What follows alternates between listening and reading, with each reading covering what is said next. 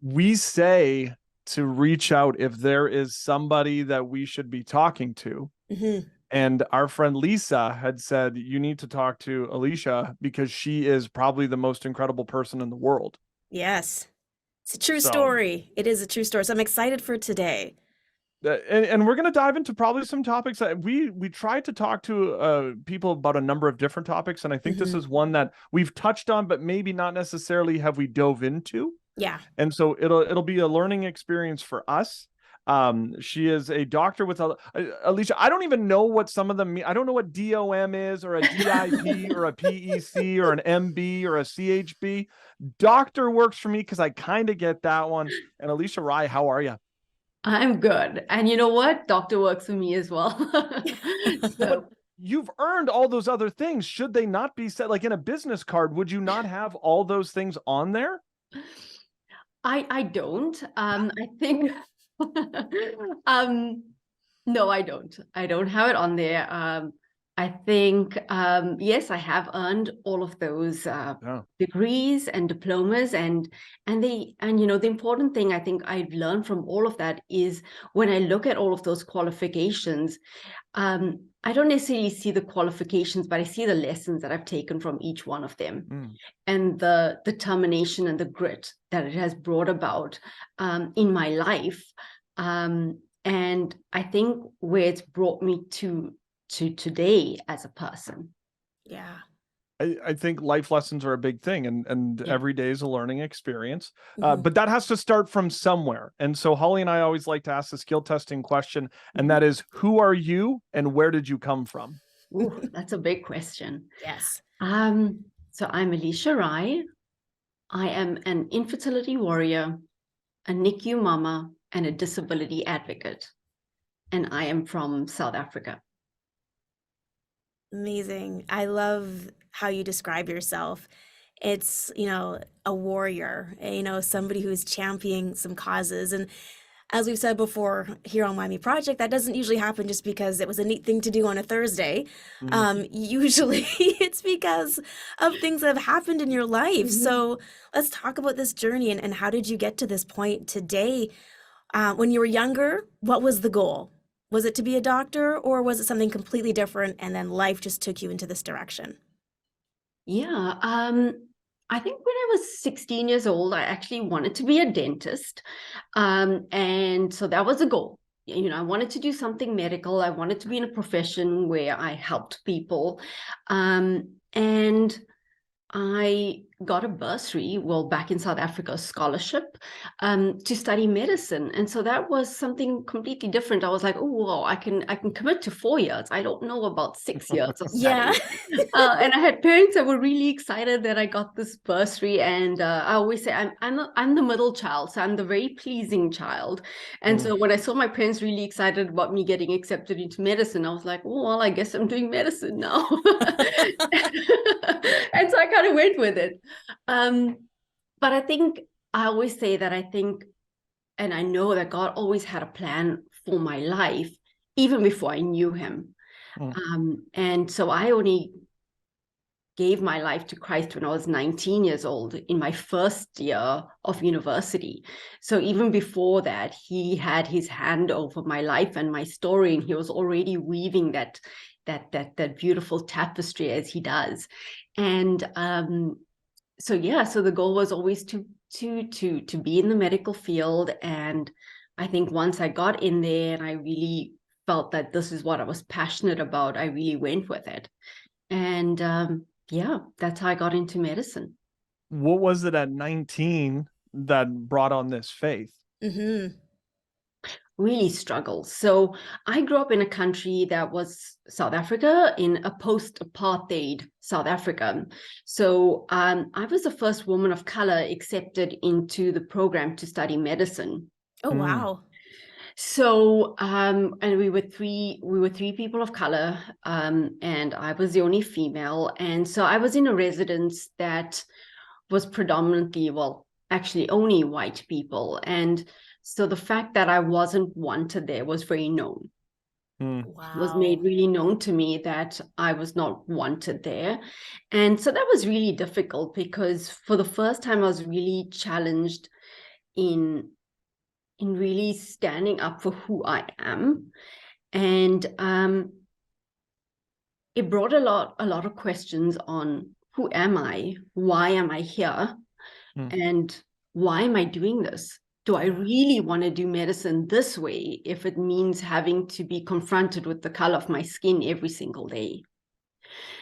And it was one evening, I just felt as if maybe this is not worth it.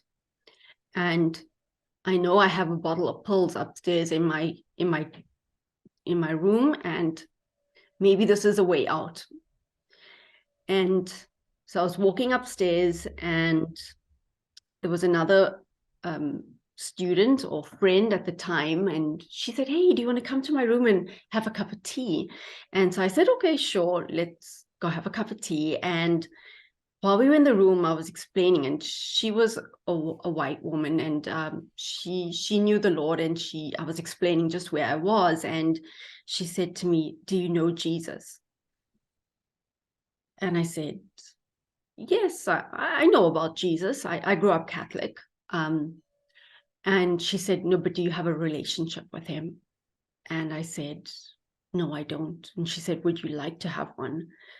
And I think I was, when you rock bottom, which I really was at, I said, "Yes, I want to know him." And I took her hand and we prayed, and I went to bed.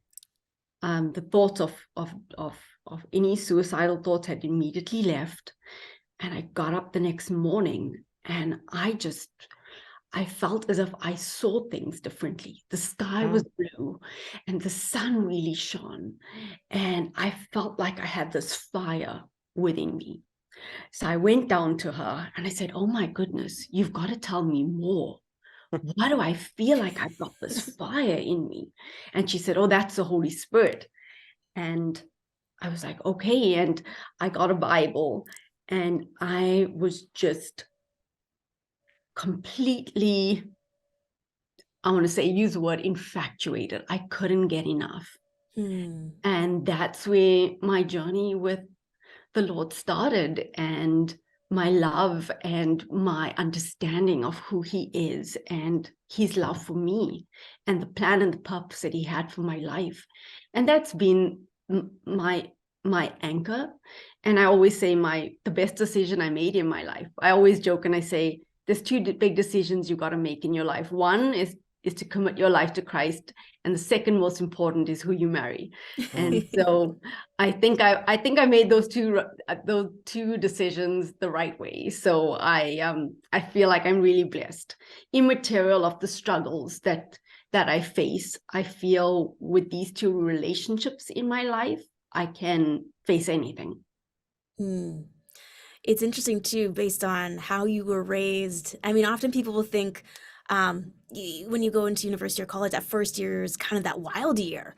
And yet that first year for you was a wild year, but just in a completely different way. It was all about Jesus. How did that shape the rest of your schooling? It definitely gave me more purpose. And I definitely felt more than just being thrust into, okay, well, I didn't just get a bursary and that's why I'm studying medicine. I really felt like this was God's hand over my life. And that if there was any obstacles that I faced, it was with a different perspective now that I looked at it, that I knew I can trust you and I know that you've got me. Yeah. And so that's how I was actually able to get through those 6 years. Because of course the challenges of being a woman of color in that hostel didn't change, but I realized that my value is not in my skin color. My value is in the fact that I am a daughter of the Most High God. Yes. Amen. I can totally relate to that. It's easy to get caught up in, oh, I don't actually look like I fit in. And I've not had to live in South Africa in apartheid or post-apartheid. But even here, it's a struggle when you know that you are physically, visibly different. It can be another layer of challenge. Yeah. But and I think that was just already the start of my journey with just never fitting in, and I've just never fitted in no matter where I've gone. I could be in a room at a conference and I look around and I'm like, oh, I'm the only woman of color here. Or simple things. My husband is not Indian, and so even being in a mixed race relationship, that is also something that I feel like God was just priming me for that. And my son, he is adopted. I carried him, but he's adopted and he's white, and so I feel like God just breaks down that barrier of that he does not see color, but it is the love that is the most important thing. Yeah. When you go through medical school, is there a point in time where you have to figure out, I'm going to be an ER doctor, or I'm going to, how did you decide as to which specific field you wanted to be in? I think for me, it was just really coming to the point of realizing what I'm passionate about. And I love the emergency medicine aspect of it. And in South Africa, all doctors, when they qualify, are qualified as family physicians. So it's very different from the system here in Canada. And so I kind of just spent a lot of time in the emergency room. Because I had got my scholarship through the military, I worked with the South African Navy divers. And so that's where my exposure came in with diving and hyperbaric medicine as well. And so I realized, like, this is what I'm passionate about. And again, you just follow the big and small nudges along the way. And when you have peace in your heart, you kind of go with it, right? Sorry, you worked with the Navy too? I'll just see myself out. I just put my pants on today. Yeah, so we would do sort of search and rescue, and if there was anybody who got decompression sickness or got injured while they were diving, I would be the doctor on call for that. Yeah. Okay, amazing. I'm really good at sinking. Is that like, is that a thing? That's not a thing. Oh man, I gotta work on it. But I do know a good doctor, Holly. Perfect. Thank you. So when did you then make the move from South Africa to Canada? Yeah. In 2015. Okay. What Why brought the you to move? Canada? Yeah. Yeah. So it was really a combination of a lot of different experiences. I realized that as much as I loved emergency medicine, that it wasn't really a lifestyle that would fit in being married at the time. My husband and I were married for about 2 years at the time, and it wasn't something that I could do. And I really wanted to be a mom, and Canada would probably send me about 2 or 3 emails every week saying, come to Canada. And so it was really enticing, just having that work-life balance. I had a lot of friends that were already in Canada and that, just spoke about, the amazing experience they had here. And so I thought, well, I'm up for a challenge, let's go, let's do this and let's see what comes off it. If we like it, we stay, and if we don't, we go back. And when we came in, we enjoyed it, and it just felt like home. And again, it was just the prompting of the Holy Spirit when you just feel like, okay, Lord, I'm open to where you want me to be and where you lead, and let's do it. Everything's a learning experience. Mm-hmm. So you're newly married, you're new to Canada. Was it hard to adjust to being here in Canada from South Africa? Of course, I mean, it's being South African, it's everything that right? Yeah. It's when you immigrate to a new country, it's literally restarting everything again and learning a whole new system. My husband and I, we often joke, it took us about half an hour just to buy bread and milk in the store, because we're like, what is going on? There's so many options here. Like, I don't even know what to choose. And so it was a steep learning curve, but like I said, just doing it with my husband it made all the difference in the world, just having him with me. So it's not, it's something that we often talk about, like, hey, do you ever think we would go back? And And to be honest, there's times, especially once my son was born, where I thought maybe we should go back to South Africa and be near family because it's just my husband and I here. But to be honest, I think we know that this is home for us. This is where we need to be. Yeah. You mentioned that your husband, you guys are a mixed race couple. I've always been very fascinated by that. How did you guys meet, and were there challenges just getting to the altar? So I met my husband when I was 30 years old. And so at that time, culturally, as an Indian woman, that was really old.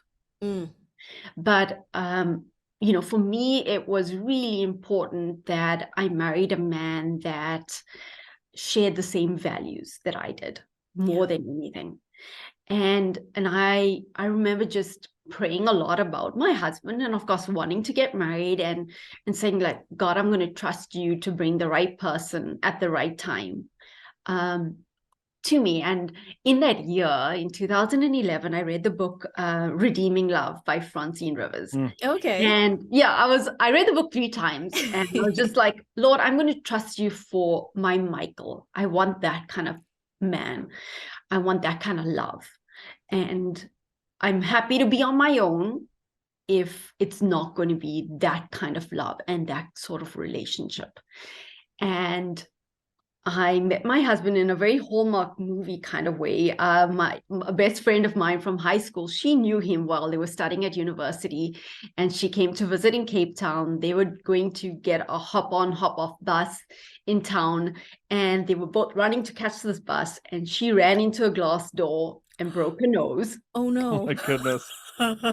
And she calls me, her doctor friend, and says, look, I need some help. I'm going to send my friend downstairs because I'm lying in the hotel room just trying to stop the bleeding. And I'll send my friend downstairs to, come and take you up to the room. And of course, the friend was my husband. Yeah. So I walk into this hotel, and he's at this revolving door. He holds the door open for me. And my first thought was like, oh, hello. How are you? Was my first thought, because I'm like, wow, he's so handsome. And then I had to be like, no, Alisha, like, focus on your friend. Yeah. And in the crazy part, I had already signed a contract to work on a cruise liner. And I was leaving in 2 months' time. So I knew I wasn't going to be in the country. So I was like, you can't start a relationship or you can't even be interested in this guy. You've got things to do, you got places to go, lady. Like, just stop. And so my husband and I just, we chatted in the waiting room while she was being seen by this doctor. And I thought, this is a really nice guy. But again, I was just like, nope, can't go there. You're leaving in 2 months' time. This is not wise. And my husband, he really pursued me. He was just, let's just go for a cup of coffee. And I said, listen, I'm leaving in 2 months' time. I'm going to work on a cruise liner until I get to Canada. My paperwork is in. And he was like, that's fine. I just want to get to know you. And so we got to know each other in person for 2 months before I left. But at the end of, I would say within about like 4 to 6 weeks, he came to visit. I was not feeling well. He came to my apartment, and he brought in some groceries, and he did some shopping for me. And he walked in, and I thought to myself, no one has ever done this for me. Yeah. And while I was standing in the dining room, I felt as if the Lord was just saying to me, this is your Michael. And I was like, okay. And I still fought it a little because I was like, this is not going to work. Like, I'm leaving. I've got plans to go to Canada. And so we had a long distance relationship for 6 months. And when I got back from the cruise liner, he asked me to marry him. And I said, yes. Wow. And he was quite bold. He went to visit my parents on his own. Visit Really? my parents on his own.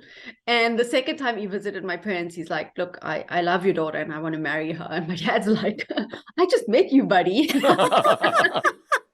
What are you talking about? Yeah. But so we had a very whirlwind like courtship, and and in July we celebrate 10 years of marriage.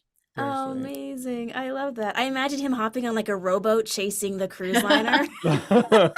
Yeah.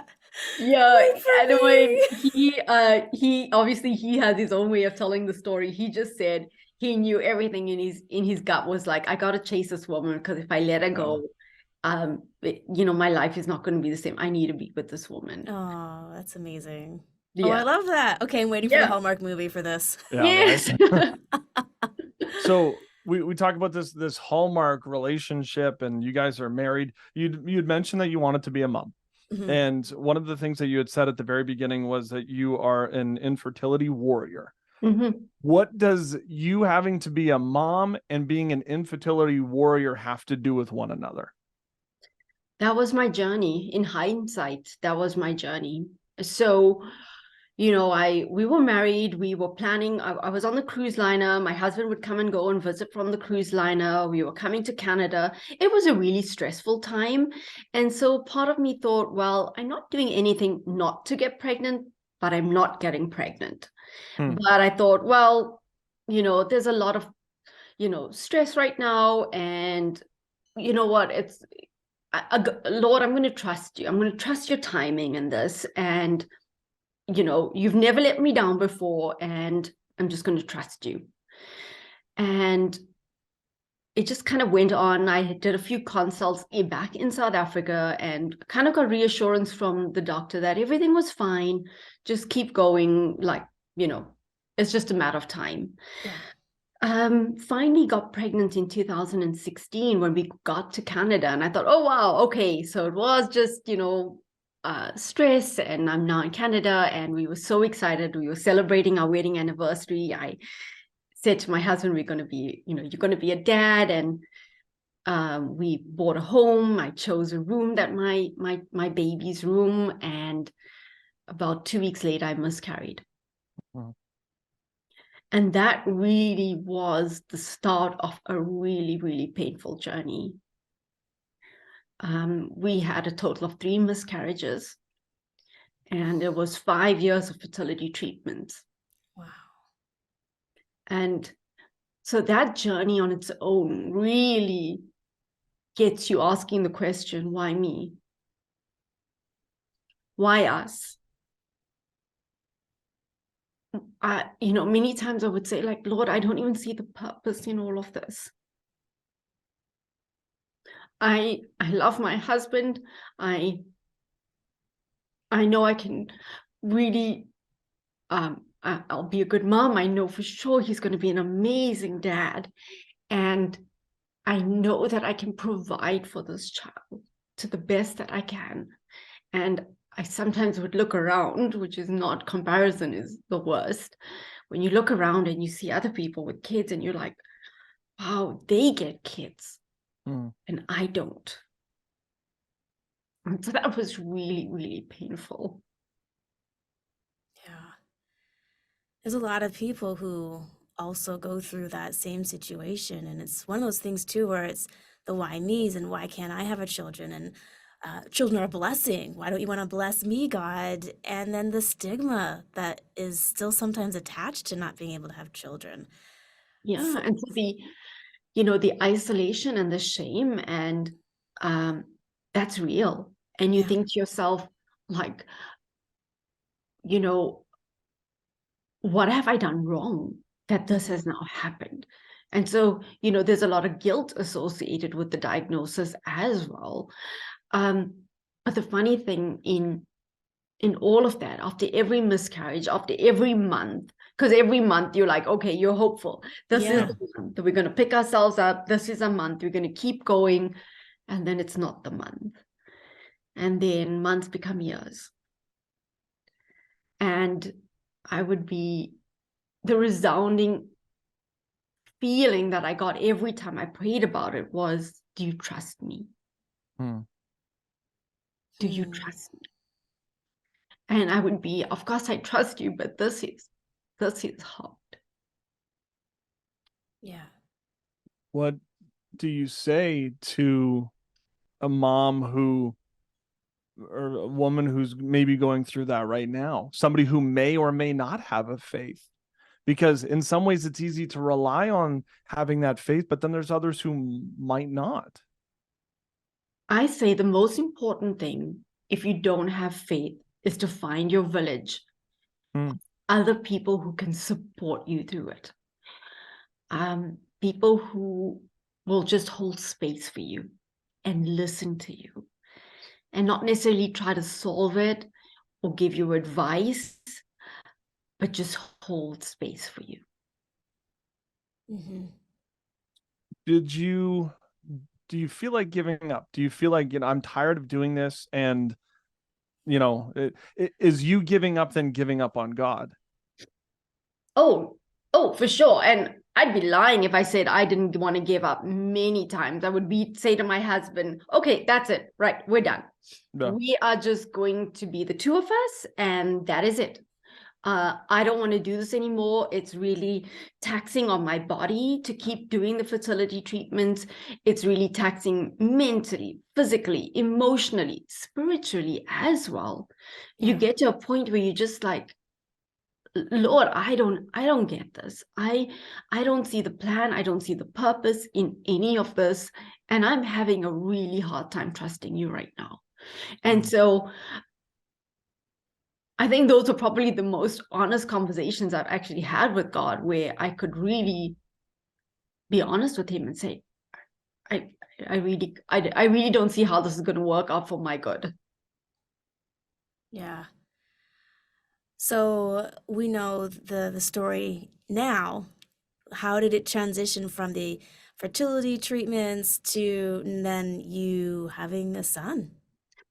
So we eventually got to a point with our physicians where it was like, well, do we actually pursue another fertility treatment? I was exhausted, and I just felt as if, there has to be another way, that we could build our family. And, right from the beginning, when my husband and I, were dating, we spoke about adoption.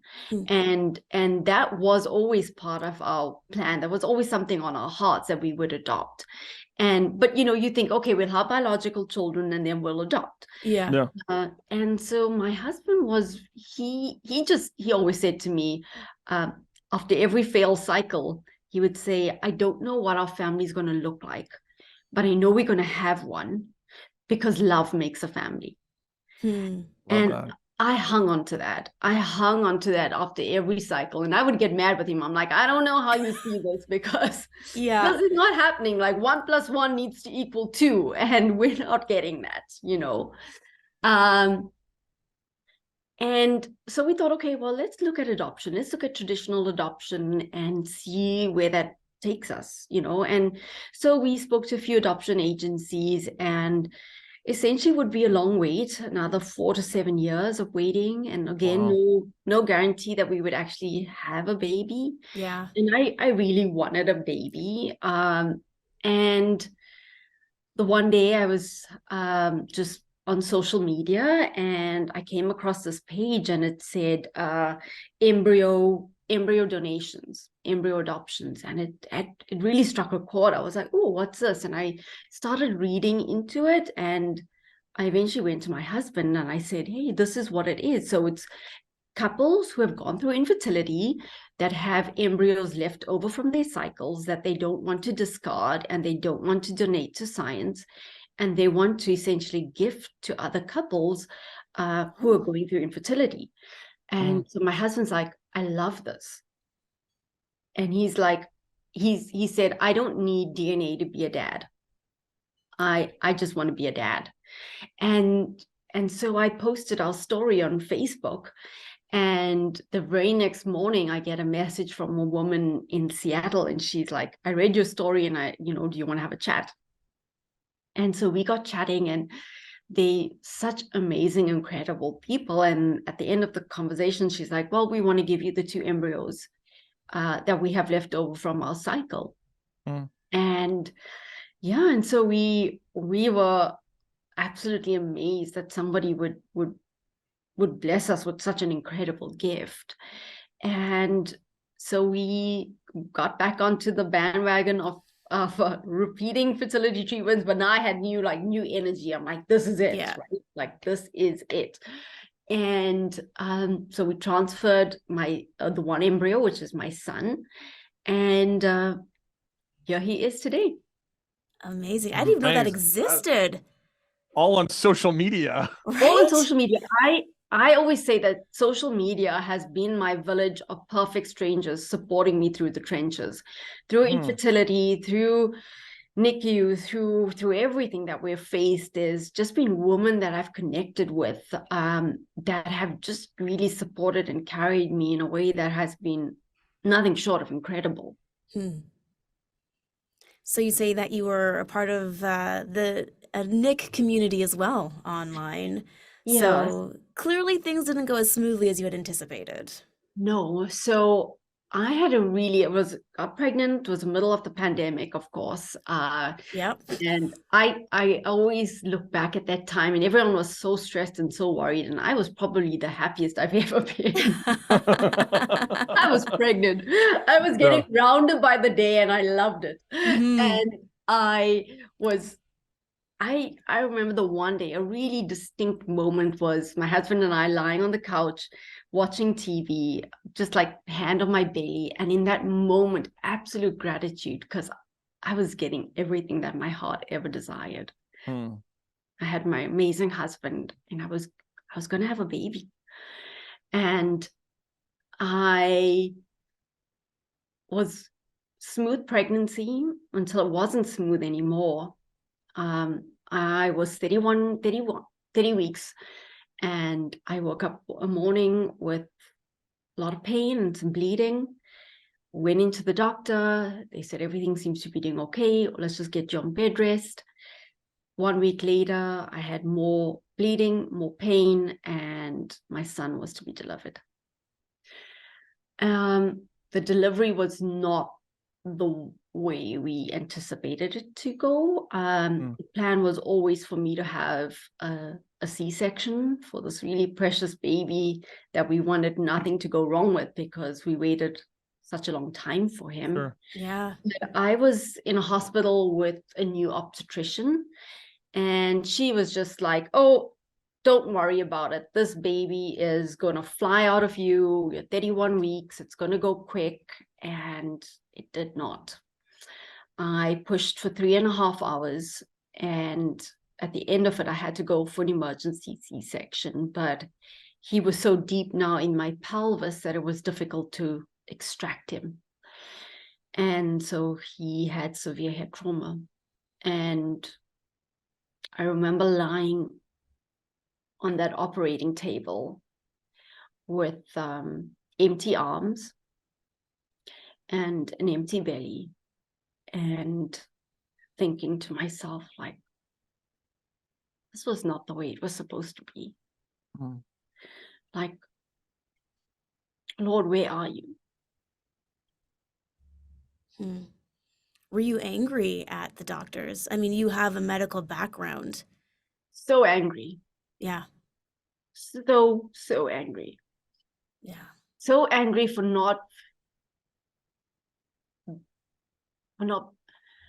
not listening to me, for her not seeing my journey, for her not acknowledging how precious this child was to us. Yeah. And so that's been a journey to have to work through that anger and that disappointment that I had in her. And I was actually able to have a conversation with her, and a lot of people, the knee-jerk reaction is like, you should sue her. Yeah. It doesn't solve anything, though. Yeah. And that was exactly my husband's point. He said it doesn't change anything, and it would cost a lot of money to do that and a lot of energy, and we felt as if we would rather redirect our resources into our son. And so for 2 days we waited to see if he would survive, because I remember the neonatologist coming to us and saying, look, the head trauma was so severe. It comes with a 95% mortality rate, which means only a 5% chance that he'll survive. So as a physician, I understand her words. Yeah. I don't accept them. Mm-hmm.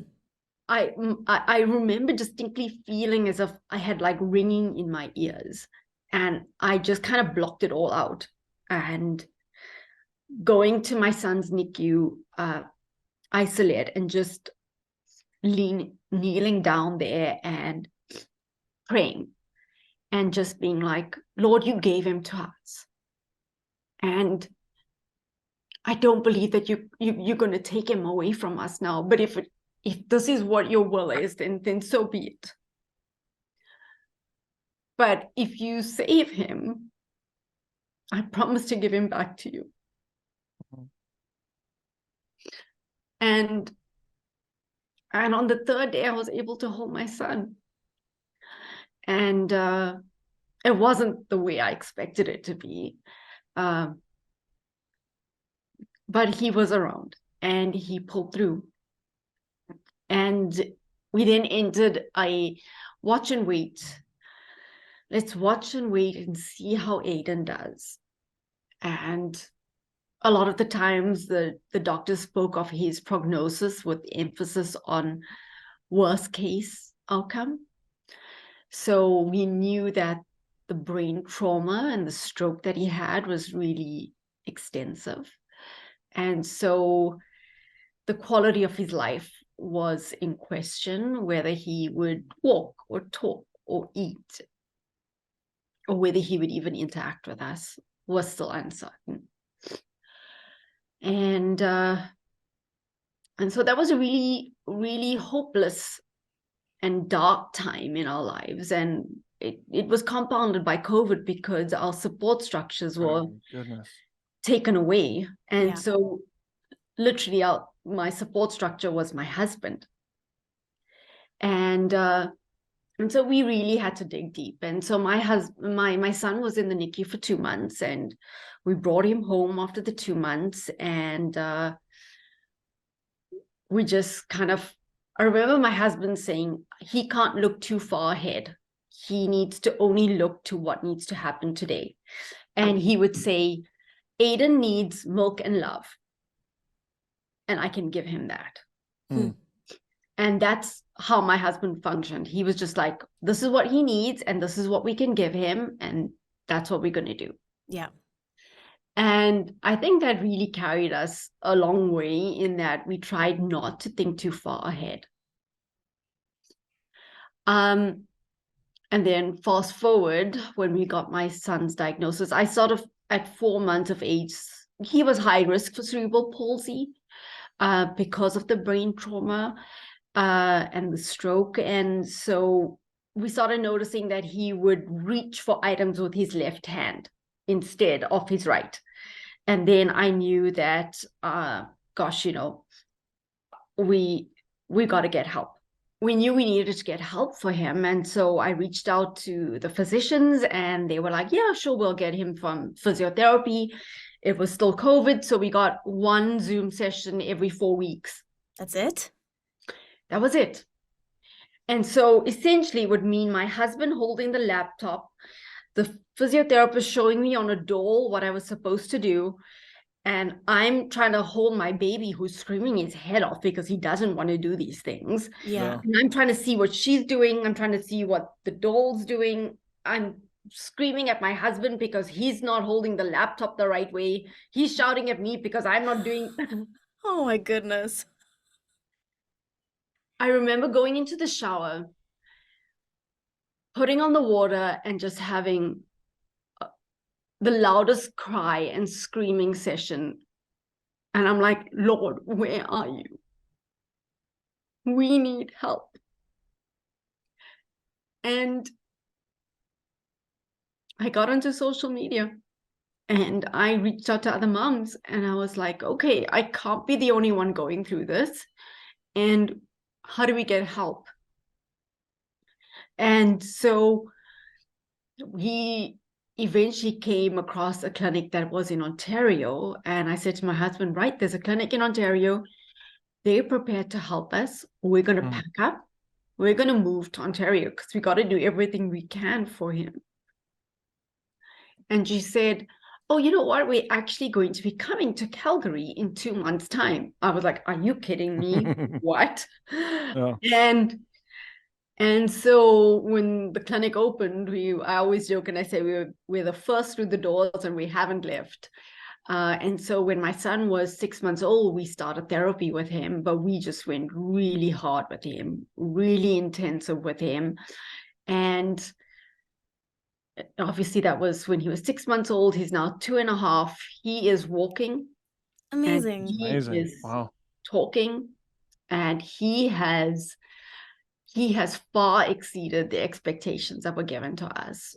When you have, at our last neurologist meeting, I saw the neurologist do a double take. He's like, wait, is this Aiden?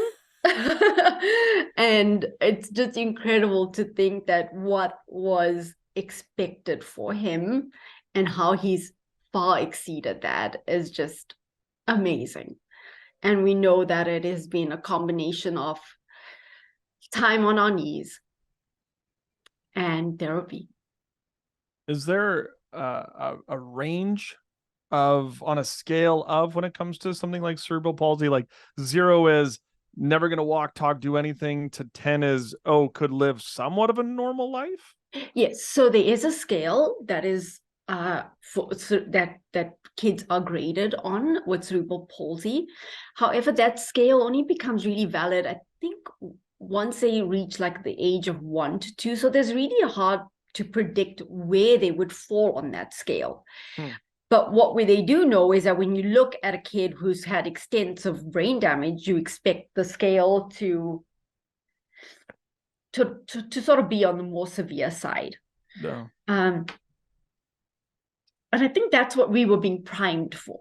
Yeah. Is that I was still trying to be positive about this in the NICU, because here he survived, and I'm just like, well, he survived, he survived, so it's going to be okay. And I think they really try to stress that he would fall on the more severe side of the spectrum because of the extent of his brain trauma. Mhm. But here's the thing when it comes to cerebral palsy, is that if you know one kid with cerebral palsy, you just know one kid with cerebral palsy. It manifests itself differently in every child. And so my son, predominantly, he is affected on his right side of his body, so his right arm and his right leg. So he has right hemiplegia. And so one kid with right hemiplegia is different from another kid with right hemiplegia. So you're right in assessing that there is a scale. So you're going through all of this, and I mean, you guys could at any point in time just give up and say, this is what it is, and this is our lives. But then you guys also then decided to, or how did Hope for Cerebral Palsy then come about? Mhm. So, we started seeing the positive effects of the therapy, in my son. And when my son turned 1, my husband and I started talking about this, and we said, wow, it's incredible, like what they thought he was going to do, and how he's progressing. And we were in the fortunate position to be able to get my son into therapy every day. And that's what we did. There was never a question of if he needed it, whether we were going to get it. We did it for him.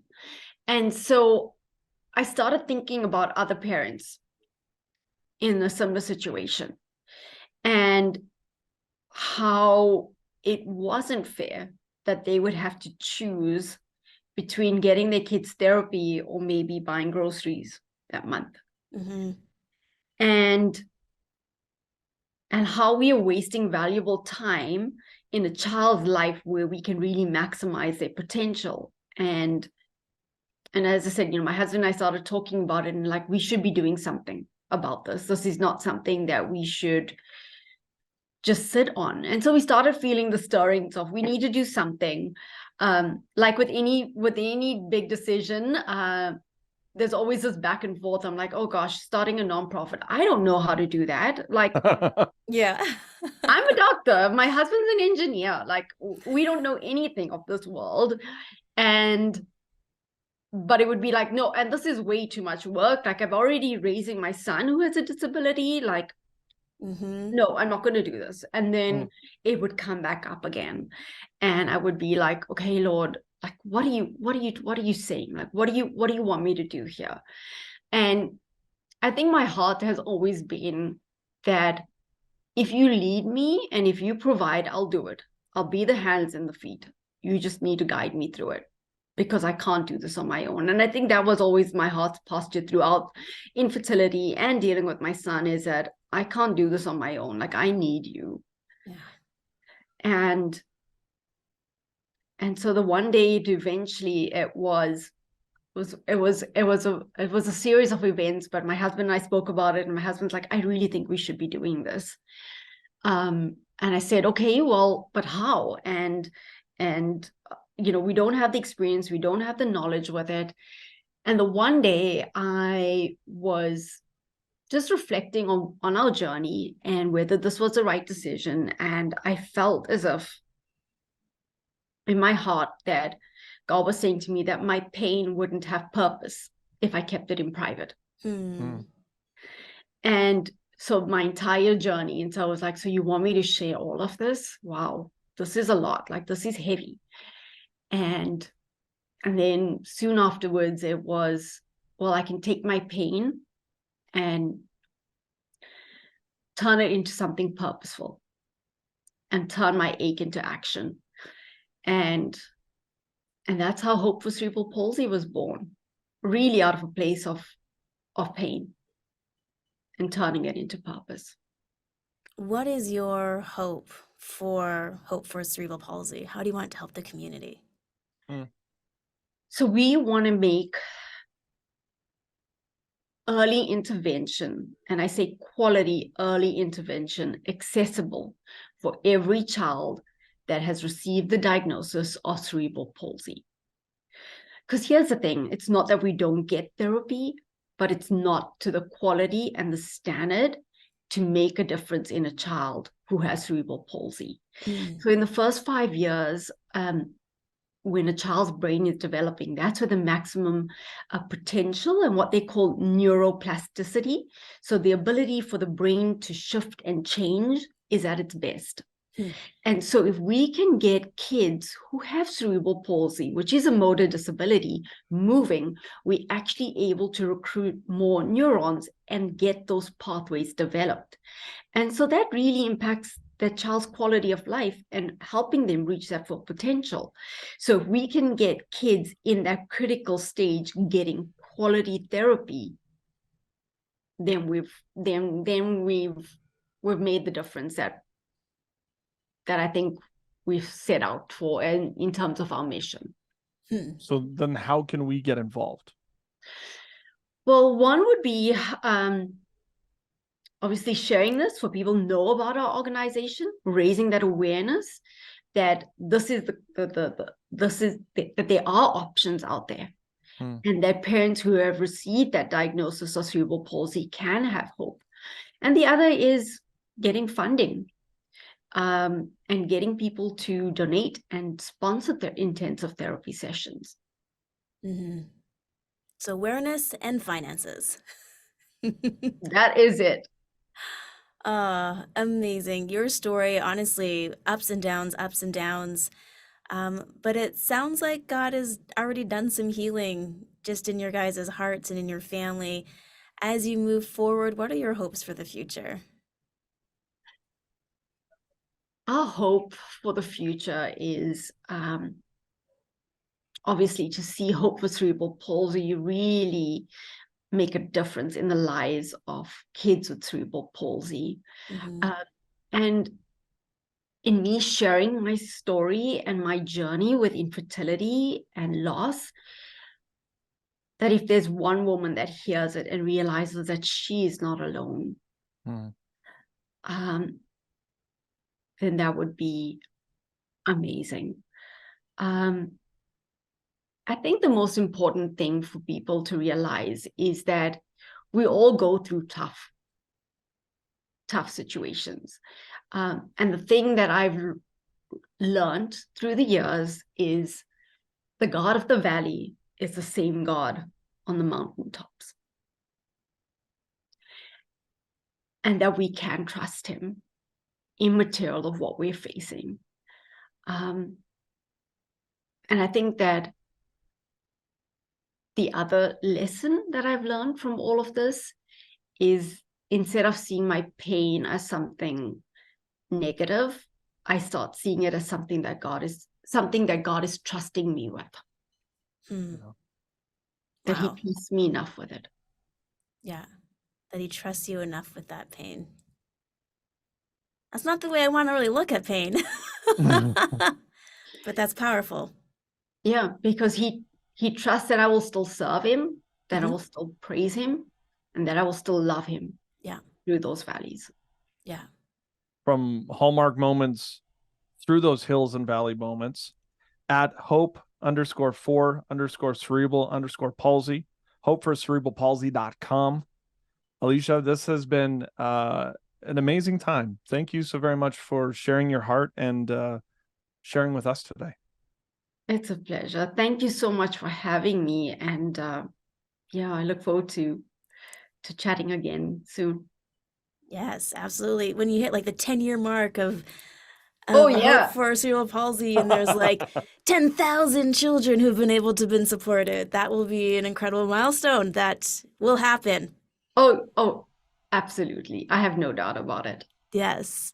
Thank you so, so much. Thank you, you guys. Well, if you enjoyed what you heard today, like, subscribe, and check out more of our YouTube videos. Don't forget to follow us on all the socials: Facebook, Instagram, Twitter, and faithstrongtoday.com.